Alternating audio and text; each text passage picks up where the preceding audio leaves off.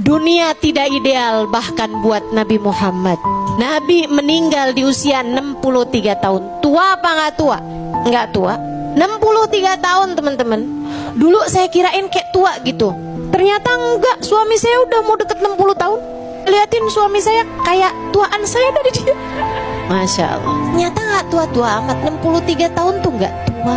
Tapi Nabi meskipun meninggal di usia 63 tahun, sudah menguburkan 6 dari ke-7 putra putri beliau. Dunia tidak ideal buat Nabi Muhammad. Pantesan yang meninggal duluan bapak apa anak? Bapak, teman-teman. Pantesan yang meninggal duluan ibu apa anak? Ibu, teman-teman saya sekalian. Kamu kan selalu ngelihat anakmu dengan nak nanti kalau mama meninggal, nak nanti kalau mama meninggal. Saudaraku sekalian, Nabi Muhammad nggak bisa bilang begitu kepada anak-anaknya karena semua anak-anaknya Nabi Muhammad sendiri yang menguburkan. Kecuali Sayyidah Fatimah yang meninggal 6 bulan sesudah wafatnya Nabi besar Muhammad SAW. Nabi itu kalau saya liatin tiap sangat dekat sama orangnya meninggal dunia. Nabi saatnya dekat sama ayahnya meninggal sebelum beliau lahir, bahkan hingga belum sempat kenal. Saat dekat sama ibunya meninggal. Saat dekat sama kakeknya meninggal. Nikah sama Sayyidah Khadijah, siapa duluan yang meninggal? Nabi atau Sayyidah Khadijah? Sayyidah Khadijah. Saya ikut sekalian, putra putrinya semua, sekali lagi semua, kecuali Sayyidah Fatimah. Punya Qasim, Nabi Muhammad kuburin Qasim. Punya Abdullah, Nabi Muhammad kuburin Abdullah.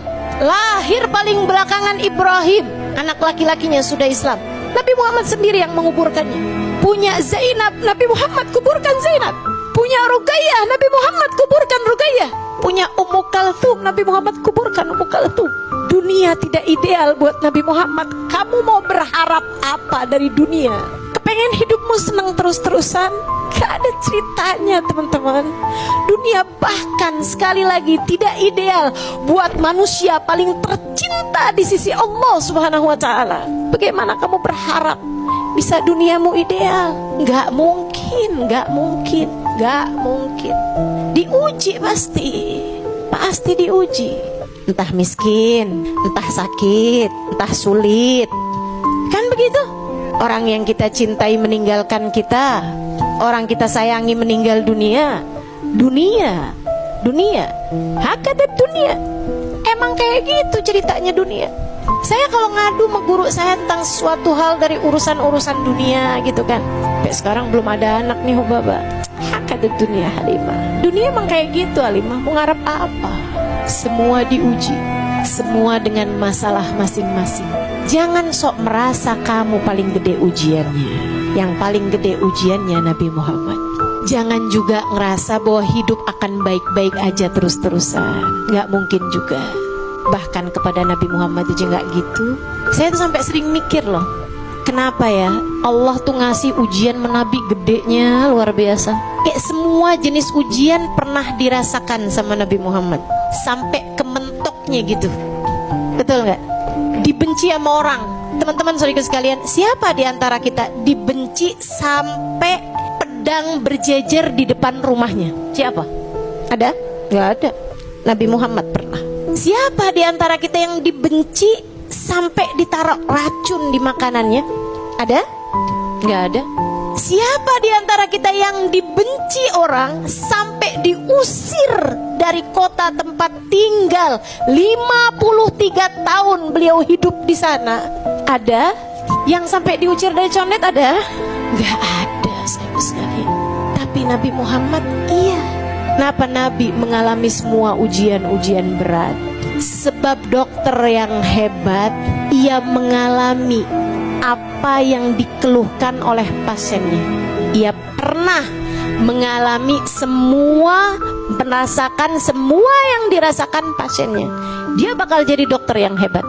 Dan Nabi Muhammad Allah persiapkan buat kita umatnya, teman-teman. Karenanya Allah berikan kepada Nabi Muhammad semua jenis musibah-musibah berat agar di saat kamu sedang ditimpa musibah apapun aja bentuknya, kamu bisa bilang, ya Rasulullah, assalatu wassalamu alaika ya sayyidi ya Rasulullah, khudh biyadi qallat hilati adrikni ya Rasulullah.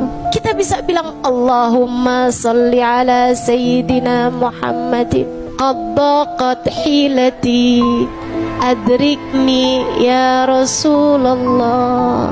Salawat salam terkhusus untukmu wahai Rasulullah. Qad daqat hilati, telah buntu jalanku, tak tahu lagi harus bagaimana. Adrikni ya Rasulullah, tolong selamatkan aku dengan syafaatmu wahai Rasul. Dan saat itu Nabi menjadi satu-satunya orang yang akan berkata kepadamu, aku mengerti perasaanmu, sebab aku pernah mengalami bahkan yang lebih berat darimu. Jadi kenapa Nabi diberi ujian sebesar itu dalam hidupnya? Karena rahmat Allah kepada kita umatnya, agar kita umatnya tak pernah perlu merasa sendirian menghadapi apapun yang terjadi dalam kehidupan. Enak nggak tuh? Enak banget kan? Sallallahu alaihi